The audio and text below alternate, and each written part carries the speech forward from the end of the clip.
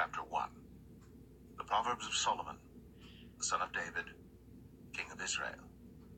To know wisdom and instruction, to perceive the words of understanding, to receive the instruction of wisdom, justice, and judgment, and equity, to give subtlety to the simple, to the young man knowledge and discretion.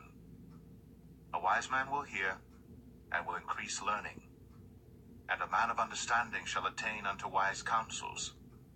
To understand a proverb and the interpretation, the words of the wise and their dark sayings. The fear of the Lord is the beginning of knowledge, but fools despise wisdom and instruction. My son, hear the instruction of thy father, and forsake not the law of thy mother. For they shall be an ornament of grace unto thy head, and chains about thy neck. My son, if sinners entice thee, consent thou not.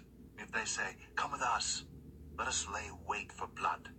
Let us lurk privily for the innocent without cause. Let us swallow them up alive as the grave, and whole as those that go down into the pit. We shall find all precious substance. We shall fill our houses with spoil.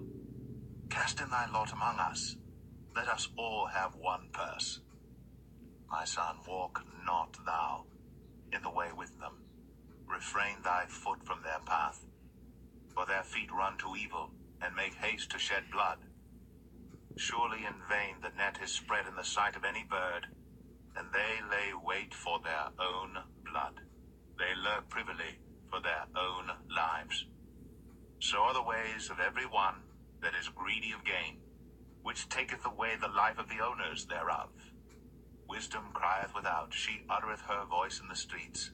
She crieth in the chief place of concourse, in the openings of the gates. In the city she uttereth her words, saying, How long, ye simple ones, will ye love simplicity? And the scorners delight in their scorning, and fools hate knowledge. Turn you at my reproof, behold, I will pour out my spirit unto you. I will make known my words unto you. Because I have called, and ye refused. I have stretched out my hand, and no man regarded. But ye have set at naught all my counsel, and would none of my reproof. I also will laugh at your calamity. I will mock when your fear cometh. When your fear cometh as desolation, and your destruction cometh as a whirlwind, when distress and anguish cometh upon you. Then shall they call upon me, but I will not answer. They shall seek me early, but they shall not find me. For that they hated knowledge, and did not choose the fear of the Lord. They would none of my counsel, they despised all my reproof. Therefore shall they eat of the fruit of their own way, and be filled with their own devices. For the turning away of the simple shall slay them, and the prosperity of fools shall destroy them.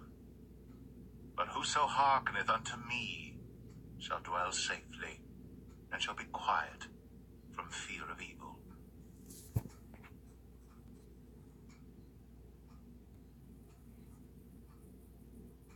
Proverbs 2.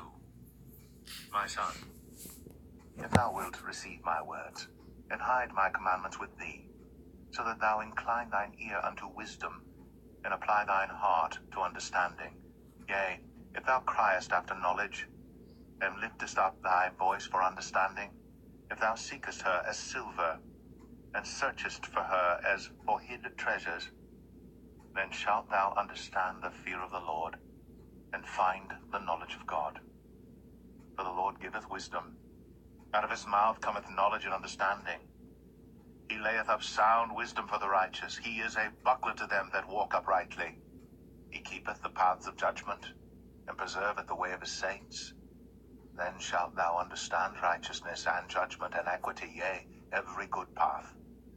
When wisdom entereth into thine heart, and knowledge is pleasant unto thy soul, discretion shall preserve thee, understanding shall keep thee, to deliver thee from the way of the evil man, from the man that speaketh froward things, who leave the paths of uprightness to walk in the ways of darkness, who rejoice to do evil, and delight in the frowardness of the wicked, whose ways are crooked, and they froward in their paths, to deliver thee from the strange woman, even from the stranger which flattereth with her words, which forsaketh the guide of her youth, and forgetteth the covenant of her God.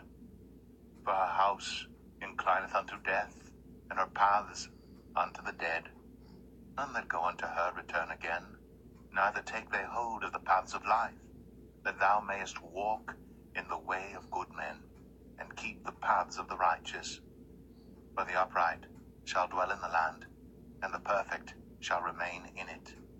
But the wicked shall be cut off from the earth, and the transgressors shall be rooted out of it.